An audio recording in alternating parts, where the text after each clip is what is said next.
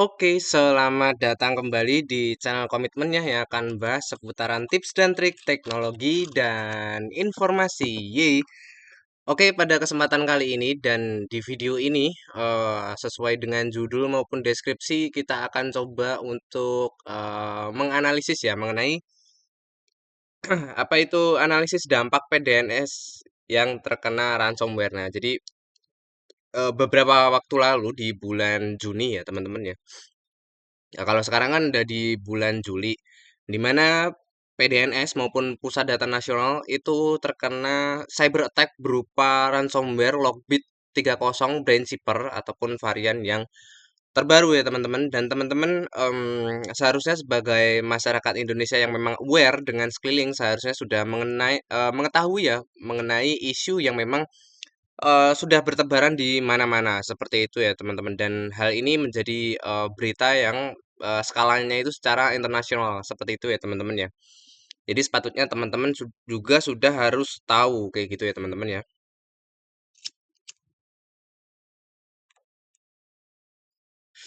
Oke, sebenarnya sudah banyak, channel YouTube yang memang sudah membahas ya mengenai, mmm, PDNS yang memang, terkena cyber attack, ya berupa ransomware itu tadi ya teman-teman ya. Namun jika memang teman-teman, membaca secara general ataupun secara keseluruhan, itu notabene, di channel-channel YouTube yang lain itu membahas mengenai lebih ke Kominfo maupun, Pusat Data Nasional yang memang, tidak bisa menjaga keamanan data ya teman-teman ya, ataupun di dalam dunia cybersecurity. Nah, terkhususnya kalau untuk di channel ini kita akan, membahas yang seputar, edukasi maupun security awareness ya, untuk teman-teman supaya untuk kedepannya kita bisa menjaga data kita ya teman-teman ya. Oke, lanjut. Nah, di sini kita bisa membaca teman-teman, ini saya membaca beritanya ini di channel News Asia ya teman-teman ya. Teman-teman juga bisa mengakses berita yang serupa kayak gitu. Nah, Indonesia giveaway minister faces growing pressure to resign after worst cybersecurity attack in years. Kayak gitu ya. Jadi pada intinya Menteri Kominfo itu yang mendapat tekanan lah ya dari netizen bahwasannya untuk resign maupun mengundurkan diri pasca PDNS maupun Pusat Data Nasional ini terinfeksi ataupun terserang cyber attack berupa ransomware kayak gitu ya teman-teman ya. Nah, kemudian di dalam cyber attack ini kasusnya adalah ya biasalah teman-teman kalau udah dari dulu bahwasannya kalau cyber attack ya berupa ransom itu udah pasti mintai berupa tebusan teman-teman. Kalau nggak salah tebusannya itu 8 million ya. Kayak gitu, 8 million dolar kayak gitu. Jadi kalau memang kita pengen apa namanya ngedapetin key maupun passwordnya itu tadi kita harus membayar sejumlah yang memang sudah dicantumkan oleh si attacker maupun si hacker ini ya teman-teman ya. Sebentar kita coffee break dulu.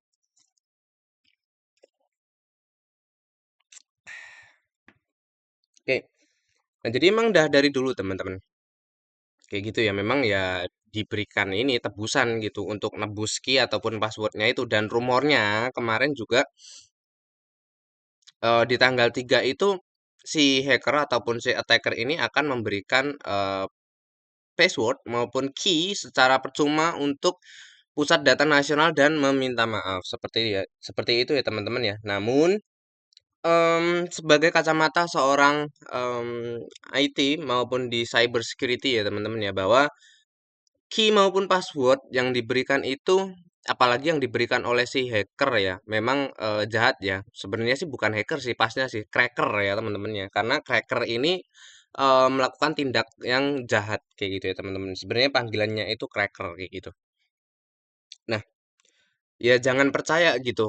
Kenapa jangan percaya dan kayak apa namanya? Kayak kita ya ngeiyain gitu aja ya. Karena even ketika kita memang diberikan key maupun password ya Nah, siapa tahu nih file yang di dalamnya ini yang udah dienkripsi ini dimasukin deh payload-payload kayak gitu kan kita juga nggak tahu ya. Terus juga memungkinkan meter metek kayak gitu ya ataupun man in the middle. Nah, ini sebenarnya yang tahu ini orang-orang teknis ya, teman-teman ya. Namun tenang aja di sini saya akan membuatkan video yang memang mudah dipahami bagi teman-teman yang memang bukan role-nya itu sebagai apa namanya cyber security enthusiast ya teman-teman ya ataupun yang memang bekerja di dunia IT seperti itu ya teman-teman ya. Sebisa mungkin akan saya buatkan dengan bahasa yang lebih sederhana lagi kayak gitu ya. Jadi ya sepatutnya kita tidak mempercayai begitu saja teman-teman. Kayak gitu ya teman-teman ya. Nah, itu sekedar introduction dari saya teman-teman mengenai isu ransomware attack ini teman-teman kayak gitu ya. Oke. Kemudian apa namanya? Kita balik ke sini ya teman-teman ya. Nah, di dalam indikator yang akan kita bahas teman-teman ataupun yang akan kita diskusikan bersama bahwa untuk yang pertama, indikator yang pertama adalah bagaimana ransomware attack ini bisa menyerang pusat data nasional teman-teman ataupun PDNS ya teman-teman ya, pusat data nasional sementara. Nah, ini tipe ini. Nah, eh jadi teman-teman mengenai hal ini ya, mengenai bagaimana sih ransomware attack ini bisa menyerang pusat data nasional. Em, Sebenarnya untuk faktor yang mempengaruhi bahwa em, seseorang ya ataupun bahkan institusi seperti pemerintahan ataupun institusi di dunia kesehatan ataupun medical ataupun di institusi yang pendidikan, sebenarnya ransomware itu kan menyerangnya di institusi-institusi yang memang berperan penting, seperti yang sudah saya jelaskan tadi teman-teman. Yang kemudian ada yang paling banyak itu yang ditemui di dalam institusi bisnis kayak gitu teman-teman ya. Kayak gitu sih. Terus kalau berbicara mengenai faktor, sebenarnya faktornya itu ada banyak. Contoh, ada juga kita pengen menginstal aplikasi, cuman kita downloadnya dari third party ya teman-teman, ataupun sumber pihak ketiga gitu. Dimana pihak namanya juga pihak ketiga gitu loh teman-teman. Bukan memang dari source yang memang benar-benar resmi. Nah, ketika kita sudah mendownload dari file yang memang sumbernya itu dari third party teman-teman. Nah, biasanya itu dari program maupun aplikasi yang kita download berdasarkan sumber third party tersebut biasanya sudah disusupi dengan malware teman-teman. Contoh malware yang umum maupun familiar teman-teman temui itu ada Trojan. Nah, yang kemudian yang kedua ini ada ransomware kayak gitu teman-teman. Nah, kalau Trojan ini dia menyerangnya itu ketika kita mengeksekusi sebuah program file ya teman-teman ya. Contoh teman-teman pengen aktivasi Windows-nya teman-teman, cuman aktivasi Windows-nya itu pakai yang crack teman-teman ataupun hack tool ya teman-teman ya. Biasanya teman-teman itu aktivasi pakai KMS Pico kayak gitu ya. Nah, biasanya di dalam KMS Pico ini di dalamnya itu tertanam sebuah ransomware teman-teman. Ya karena memang kita dari ya bajakan itu tadi gitu loh gampangnya teman-teman ataupun dari third party. Nah, dulu pernah ya jujur ya, tapi bukan saya yang terkena langsung gitu, melainkan laptop saya itu dipinjam teman saya ya. Nah, teman saya ini punya etikat baik teman-teman karena Windows saya ini perlu diaktifasi. Nah, teman saya ini berinisiatif secara sendiri gitu ya, pengen aktivasi. Nah, kemudian teman saya download KMS Pico. Nah, ternyata KMS Pico ini ketika dieksekut ataupun dieksekusi ataupun dijalankan program filenya ini teman-teman. Nah, si ransomware-nya ini jalan gitu loh.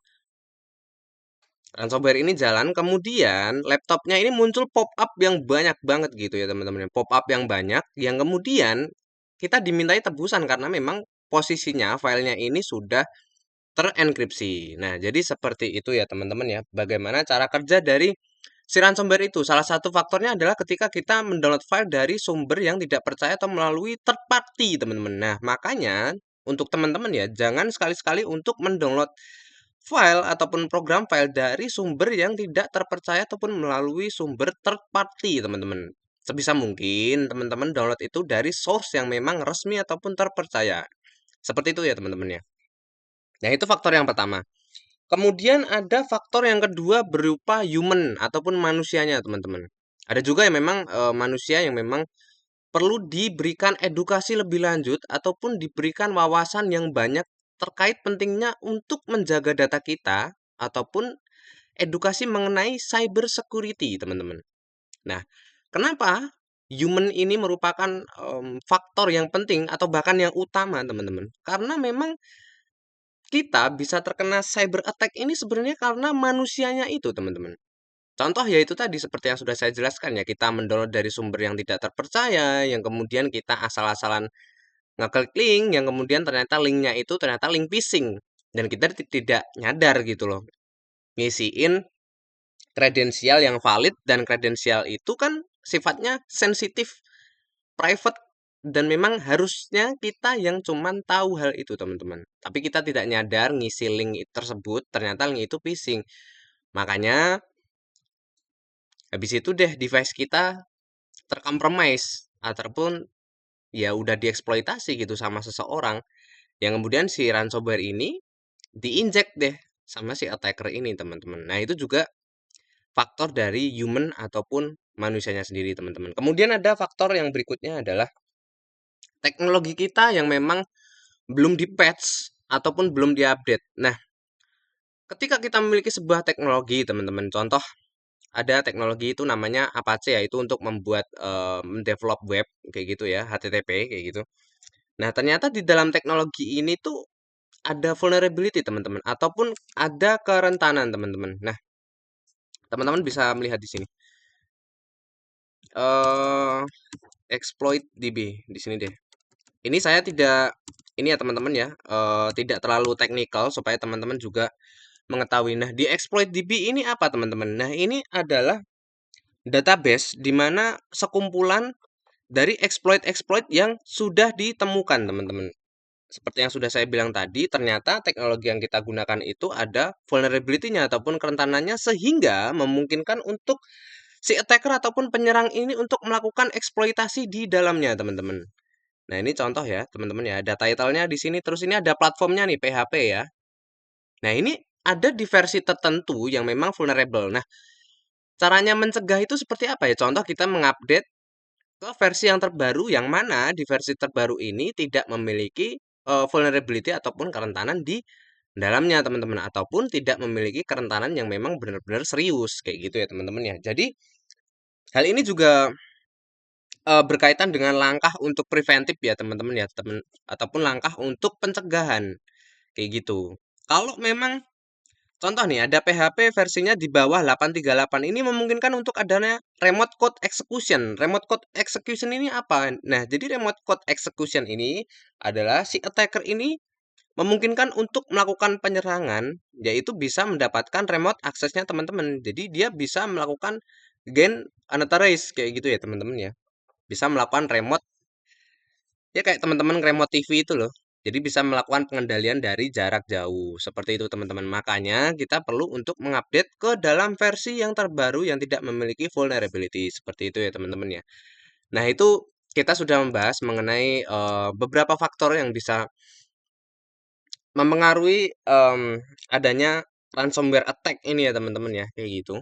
Nah, kemudian dampak yang ditimbulkan apa? Jadi dampak yang ditimbulkan adalah yang pertama adalah gangguan operasional, kayak gitu ya, teman-teman ya. Yang pertama ada gangguan operasional. Contoh kalau di pusat data nasional ada service ataupun layanan yang sempat terganggu ya, teman-teman. Ataupun kalau teman-teman juga sempat membaca di layanan yang ada di bandara ataupun airport itu sempat terganggu ya, teman-teman ya. Nah, itu salah satu dari impact ataupun dampak yang diakibatkan ketika teknologi kita itu terkompromis adanya si ransomware ini ya, teman-teman ya. Nah, yang kemudian yang kedua adalah kehilangan data. Nah, hal ini yang menjadi faktor yang mungkin sangat krusial ya, teman-teman ya. Kenapa kehilangan data kayak gitu? Jadi si ransomware ini cara kerjanya adalah mengenkripsi sebuah file ya, teman-teman ya. Namun case-nya ataupun kasus di dalam pusat data nasional ini adalah dia cara kerjanya adalah mengenkripsi disknya, teman-teman, kayak itu ya. Jadi bukan lagi file namun langsung ke disknya. Nah, itu sangat Berbahaya sekali teman-teman. Nah, disknya itu apa? Disknya itu ya kayak penyimpanan yang teman-teman punya itu loh. Itu namanya disk kayak gitu ya teman-teman ya. Namun kalau konteksnya sebagai IT ya, disk ini ya yang ada di sebuah server kayak gitu ya teman-teman ya. Jadi disknya ini sudah terenkripsi. Kalau kehilangan data, itu ya data-data kita udah tereksploitasi ya teman-teman ya. Contoh, kita pernah nginputin NIK ataupun nomor handphone yang memang udah kelok ya ataupun em, tersentralisasi ke pusat data nasional ini. Nah, dari situ data-data kita yang udah tersentralisasi ke sana itu ya berhasil dieksploitasi oleh hacker teman-teman. Dan biasanya itu dijual di dalam dark web teman-teman ya kayak gitu. Dan pagi tadi teman-teman jujur saya terkena ini ya teman-teman ya apa dimasukin ke grup judi online kayak gitu di grup Telegram saya dan kemudian secara bersamaan WhatsApp Telegram saya itu dikirimin link phishing oleh teman saya. Padahal nomornya ini aktif teman-teman, masih dipakai dan nomornya ini juga nomor handphonenya masih digunain gitu. Nah, cuman nggak tahu kenapa nih. Jadi si Telegramnya dia ini ngirimin link phishing teman-teman. Nah, jadi ini sangat berbahaya sekali ya teman-teman ya. Nah, siapa tahu dari sini dari isu pusat data nasional yang memang terkompromis adanya si ransomware ini datanya sudah dicuri dan kemudian disalahgunakan. Contoh ya itu tadi teman-teman. Karena sebelum-sebelumnya saya jujur ya belum pernah dimasukin ke grup judi online gitu. Lagian privacy saya itu udah saya setting gitu di grup Telegram gitu ya. Terus teman saya nomornya aktif kok bisa gitu untuk si hacker ini memanfaatkan untuk ngirimin link-link jahat kayak gitu ya teman-teman ya. Nah, ini sebenarnya masih saya selidikin kembali sih teman-teman dan bukan cuman saya ya di sini ya. Dari kemarin-kemarin saya terus-terusan menemui dari teman-teman saya itu dimasukin ke grup judi online kayak gitu ya teman-teman ya. Nah, hal ini patut untuk diwaspadai dan dicurigai teman-teman. Makanya kenapa saya membuat video ini ya karena memang untuk security awareness supaya teman-teman bisa lebih aware terkait dengan menjaga data kita teman-teman. Seperti itu ya teman-teman ya. Nah, kemudian eh dampak yang timbulkan lagi apa gitu? Ya biaya restorasi gitu. Kayak biaya yang kita spend ataupun keluarkan untuk melakukan restorasi ataupun recovery data kita yang sempat terkompromis adanya si ransomware ini teman-teman. Seperti itu ya. Terus ada downtime juga. Nah, downtime itu ya lumpuh itu tadi kayak layanan yang ada di penerbangan ataupun di airport itu lumpuh. Ya, itu namanya dengan downtime ataupun gangguan kerja gitu ya. Nah, yang nggak kalah penting lagi teman-teman, ada dampak eksternal kayak gitu ya. Dampak eksternal itu apa? Ya seperti yang sudah saya highlight ataupun yang sudah saya jelaskan sebelumnya tadi teman-teman bahwasannya Menteri Kominfo itu diberikan pressure ataupun tekanan baik itu warga maupun netizen untuk mengundurkan diri ataupun resign ya teman-teman ya. Nah, ya kenapa sih kita memberikan tekanan seperti itu teman-teman? Ataupun khalayak umum yang ada di Indonesia? Ya karena kita sudah tidak memiliki lagi ini teman-teman, kepercayaan lagi teman-teman. Ataupun si instansi Kominfo ataupun Pusat Data Nasional ini sudah tidak memiliki lagi credibility ataupun kredibilitas sehingga warga ataupun masyarakat Indonesia mempertanyakan terkait dengan institusi ini, teman-teman. Seperti itu ya, teman-teman. Jadi hal ini, dampak yang diterima ini ya, menurut saya ini merupakan dampak yang memang wajar, teman-teman. Seperti itu ya, karena institusi pemerintahan itu sudah tidak lagi bisa untuk menjaga kredibilitas yang mereka miliki. Seperti itu ya, teman-teman ya. Dan kemudian kejadian ini sudah menjadi kejadian yang berulang ataupun repeat ataupun terjadi terus-menerus seperti itu ya teman-teman ya. Kalau teman-teman juga tahu ataupun aware terkait dengan case maupun isu yang sebelumnya, itu juga contoh sebelumnya ada Bjorka seperti itu ya teman-teman ya. Dan itu memang juga viral seperti saat ini ya teman-teman ya. Kayak gitu teman-teman. Nah, yang kemudian dampak eksternal lagi apa gitu ya? Tentunya ada dampak reputasi ya. Reputasi itu seperti kredibilitas itu tadi lah teman-teman ataupun credibility. Ya, pemerintah ini sudah menjadi reputasi yang memang buruk di mata masyarakat. Seperti itu ya, teman-teman ya. Kayak gitu, teman-teman. Nah, sebelum kita menginjak ke indikator yang ketiga, teman-teman, sebenarnya saya sebagai seseorang yang memang bukan siapa-siapa seperti itu teman-teman. Dan katakanlah saya ini memiliki pengetahuan yang nol besar kayak gitu ataupun goblok kayak gitu ya teman-teman ya. Saya sebagai masyarakat Indonesia, saya hanya menginginkan berupa ini teman-teman. Saya juga akan mewakili dari Bapak Yohanes ini teman-teman. Saya jujur tidak mengenal beliau ini Yohanes, tapi apa yang memang beliau ini sampaikan sependapat dengan saya seperti itu teman-teman. Mari kita baca ya teman-teman ya. Oke. Nah, ini dia hanya introduction ya. Di tulisan ini saya ingin sharing mengenai reverse engineering ransomware yang menyerang PDN maupun Pusat Data Nasional kayak gitu ya teman-teman ya. Nah, ini introduction aja dari beliau kayak gitu ya. Bla bla bla, teman-teman juga bisa mengakses ya ini untuk webnya blog bla bla bla sampai ke penyerang PDN ini. Ini ya. Nah, ini hanya teknik-teknik dasar apa namanya?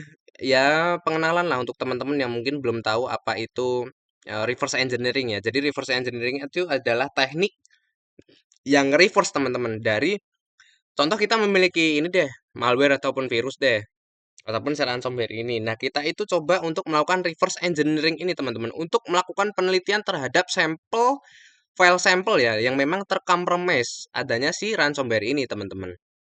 Ya kenapa sih kita melakukan penelitian? Karena untuk melakukan pencegahan teman-teman. Even kalau di masa yang akan datang itu kita terkena lagi ransomware. Jadi kita sudah tahu nih langkah pencegahannya itu ataupun langkah preventifnya itu seperti apa. Sebenarnya tujuannya seperti itu teman-teman ya. Nah, cuman di sini ada beberapa masalah yang memang saya juga sebenarnya masih menghadapi masalah yang sama teman-teman. Ini bentar ya. Nah, ini ya. Di poin yang ini, sebagai catatan, sulit sekali saya mendapatkan sampel exact dari berbagai pihak, tidak ada yang mau nge-share. Sudah dijelaskan panjang lebar, tapi tetap bebal. Ini jawaban Kominfo waktu ditanya sampelnya, malah diberikan versi lama di GitHub. Waktu ditanya apakah sampel exact, malah dijawab, ya kalau mereka sudah pernah RE, pasti tahu mana yang asli, mana yang enggak. Mereka pikir file datanya cukup buat di brute force, kayak gitu ya teman-teman ya. Nah, jadi kesimpulannya adalah, Pak Yohanes ini tuh sebenarnya juga sama seperti saya gitu loh, mau meminta file sampel kayak gitu untuk melakukan reverse engineering ini untuk melakukan penelitian supaya kita bisa tahu nih setelahnya di reverse ini contoh algoritma yang digunakan itu seperti apa. Nah, ini ya algoritma. Nah, ini hashnya, terus ini filenya ya. Ini contoh dari si filenya ini teman-teman ataupun file sampel yang dikatakan beliau. Nah, ini cheapersnya kayak gitu. Kayak gitu ya teman-teman ya. Nah, ini nih. Nah, saya tuh juga membutuhkan ini, teman-teman, ataupun file sampelnya doang gitu loh. Cuman melakukan penelitian doang gitu. Dan bukan Pak Yohanes juga dan kemudian saya, bahkan perusahaan-perusahaan di Indonesia yang memang berkecimpung di dunia teknologi dan informasi sedang gencar-gencarnya mencari file ini, teman-teman. Ya, kenapa demikian? Karena ujung-ujungnya itu sebagai duit, teman-teman. Kalau memang kita sudah bisa contoh ya, melakukan decrypt file ataupun decrypt disknya ini yang terkena ransomware attack ini, ya jelasnya pasti kita akan menawarkan sebuah jasa atau yang kemudian dari jasa yang kita berikan tentunya kan kita ya ada imbal balik itu. Imbal baliknya itu apa? Ya berupa bayaran ataupun fee ataupun duit itu tadi teman-teman. Ya kayak gitu teman-teman. Makanya perusahaan di Indonesia ini yang memang berkecimpung di dunia teknologi dan informasi juga masih menggiatkan hal yang sama, mencari file sampel ini untuk melakukan proses reverse engineering maupun mencoba untuk melakukan decrypt file, teman-teman, kayak gitu. Supaya nanti ya bisa diperjualbelikan tadi. Kayak gitu, teman-teman.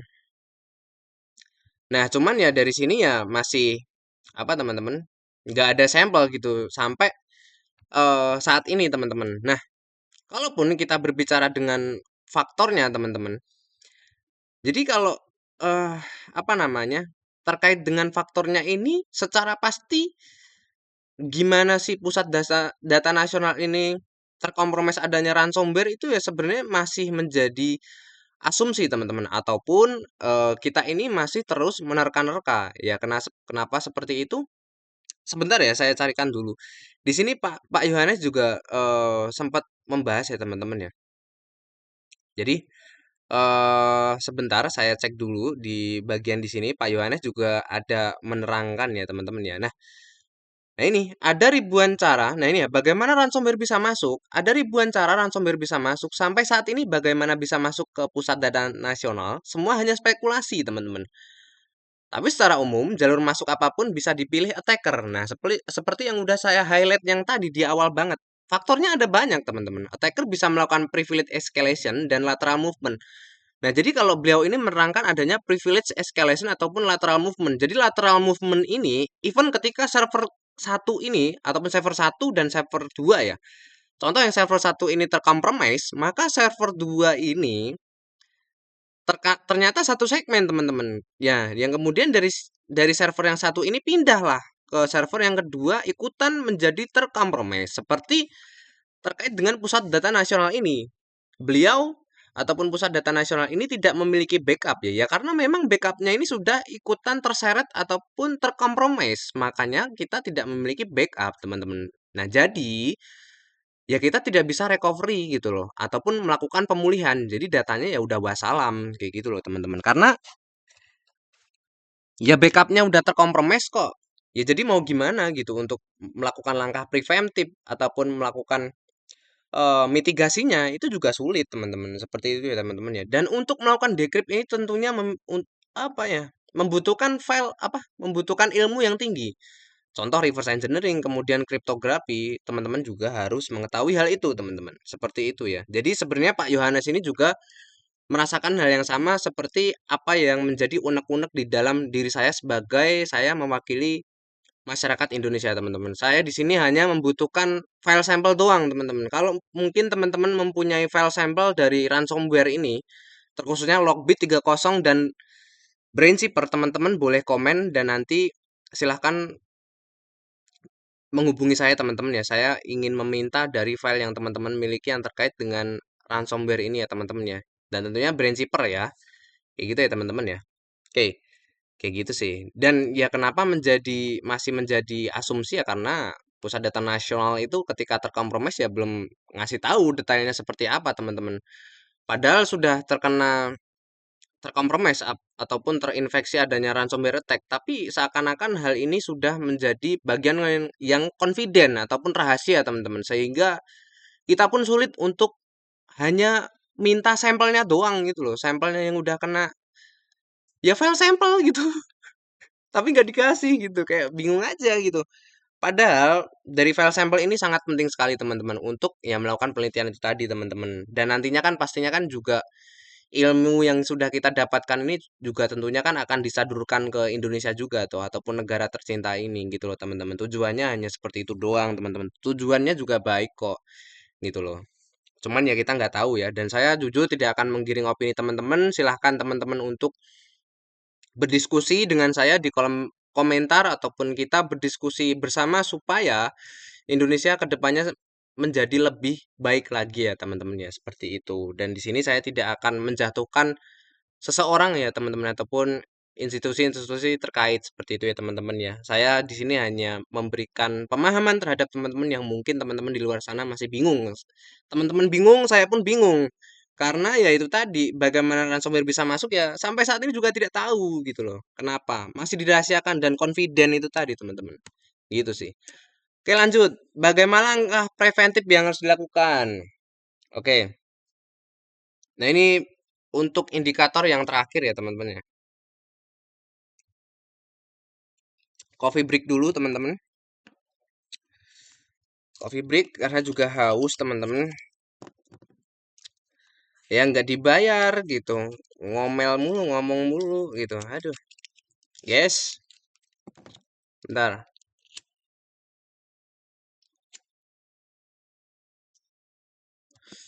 Nah, bagaimana langkah preventif yang harus dilakukan gitu.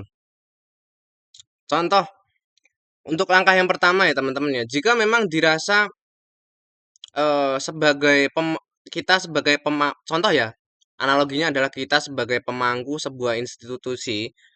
Kalau memang dirasa kita tidak bisa melakukan manajemen dengan baik dan benar, nah hal yang dilakukan itu seharusnya adalah kita memperdayakan adanya contoh yang pertama ada platform as a service, kemudian ada IaaS ya teman-teman ya ataupun infrastruktur as a service, kemudian ada eh, ini juga teman-teman, ada SaaS juga ataupun software as a service kayak gitu ya. Terus juga ada apa lagi? SaaS, IaaS, terus ada PaaS. Nah, kalau ada juga platform as a service teman-teman. Nah, hal itu apa ya? Kalau platform as a service ya kita bisa memberdayakan platform-platform terkait seperti itu ya teman-teman ya. Ya kalau software yang software as a service ya kita bisa ya membeli layanan-layanan software yang memang em, software ini tuh yang produknya yang dijual tuh ya udah terpercaya gitu loh teman-teman. Kayak gitu loh dan sering digunakan orang banyak kayak gitu. Jadi ya kita spend duit lah gitu. Spend duit untuk berlangganan dari yang sudah saya sebutkan tadi teman-teman. Banyak kok kayak platform as a service ataupun infrastruktur as a service di Indonesia tuh perusahaan-perusahaan teknologi di Indonesia tuh banyak yang memang bisa diberdayakan seperti itu loh teman-teman. Ya paling ya untuk berlangganan ya ada kisaran harga 200 juta, ada ya 300 juta itu tergantung kesepakatan dari si vendor-vendor ini tadi teman-teman kayak gitu ya. Nah, kayak gitu sih teman-teman sih. Kemudian kita kalau untuk langkah yang preventif lagi juga ya kita membuat backup teman-teman supaya even kalau server kita ini yang server utama ya terkompromise itu kita masih ada backup dan memang backupnya itu harus dibuat runtime teman-teman. Jadi even kalau dia itu nge-backup data itu contoh dibuat runtime itu seminggu sekali ataupun sebulan sekali. Even kalau server kita ini terkena ransom, kita masih memiliki backup filenya seperti itu ya teman-temannya. Nah, kemudian langkah yang preventif lagi adalah seperti yang sudah saya bahas sebelumnya tadi, bahwasannya kita harus memberikan edukasi seperti yang saat ini saya lakukan, teman-teman. Saya memberikan edukasi kepada teman-teman supaya teman-teman sadar dengan pentingnya menjaga data kita seperti itu, teman-teman. Karena faktor yang utama itu adalah dari manusianya sendiri, teman-teman. Nah, itu bisa diberikan pendidikan maupun edukasi itu seperti itu ya, teman-teman ya. Nah, contoh aja kita ya contoh lah memberikan apa ya security awareness cuman pembicaranya ini ya dari pembicara yang terkemuka dan memang paham betul tentang cyber security teman-teman sehingga diharapkan karyawan ataupun employee yang kerja itu lebih aware terkait dengan cyber security atau pentingnya menjaga data kita seperti itu teman-teman. Ya biarin nggak ngawur gitu ada link sembarangan ataupun di endpointnya karyawan itu ada nginstal malware gitu waduh repot juga gitu kan nginstal aplikasi yang sembarangan gitu waduh bahaya gitu terus ada juga di endpointnya teman-teman ataupun di laptopnya karyawan itu diinstalin DLP ataupun data loss prevention kayak gitu ya contoh terus dibuat juga ini teman-teman EDR ya teman-teman ya ataupun berlangganan antivirus gitu yang memang benar-benar terpercaya kayak gitu ya teman-teman ya ada banyak gitu contoh ada cyber reason seperti itu teman-teman nah terus ada langkah yang preventif lagi apa ya? Seperti yang sudah saya bilang tadi teman-teman. Kalau dirasa memang teknologi yang kita gunakan ini belum diupdate dan kebetulan memang ada vulnerability ataupun rentan di dalamnya ya kita tentunya harus nge-patch ataupun membendung gitu loh ataupun menambal dari kerentanan ini seperti itu teman-teman. Kemudian ya kita ngupdate gitu. Kalau memang udah waktunya diupdate ya kita update gitu. Karena seiring kita itu ngupdate teknologi kita, pastinya keamanan di dalamnya itu akan diupdate juga dan menggunakan teknologi keamanan yang lebih canggih lagi gitu loh teman-teman loh. Kemudian ada yang langkah preventif lagi adalah ya teknologi kita itu rutin dilakukan ini teman-teman penetration testing ya teman-teman ya ataupun melakukan pengujian penetrasi ya di dalamnya itu teman-teman. Jadi kita lakukan rutin gitu ya untuk menguji keamanan kita gitu. Kalau memang dirasa ada kerentanan ya kita melakukan remediasi teman-teman ataupun menambal dari kerentanan yang ada di dalamnya seperti itu teman-teman. Nah, seperti itu sih teman-teman penjelasan yang sudah saya jelaskan. Semoga penjelasan yang saya jelaskan ini nggak belibet. Terus harapannya teman-teman juga bisa memahami dengan mudah ya teman-teman ya. Ataupun saya di sini nih secara sederhananya tuh mentransfer ilmu kepada teman-teman. Harapannya bisa menyerapnya dengan baik ya teman-teman ya. Kemudian eh, yang diharapkan dari saya yang memberikan security awareness ini teman-teman menjadi aware lagi terkait dengan pentingnya menjaga data keamanan teman-teman ya kayak gitu dan Mungkin itu saja teman-teman dari penjelasan saya. Jangan lupa untuk klik komen, like, dan subscribe di channel Komitmen agar channel Komitmen selalu bersemangat untuk membuat video yang bermanfaat tentunya untuk teman-teman ya. See you, sampai jumpa di video yang berikutnya. Yeay! Jaga data kita, jaga diri kita.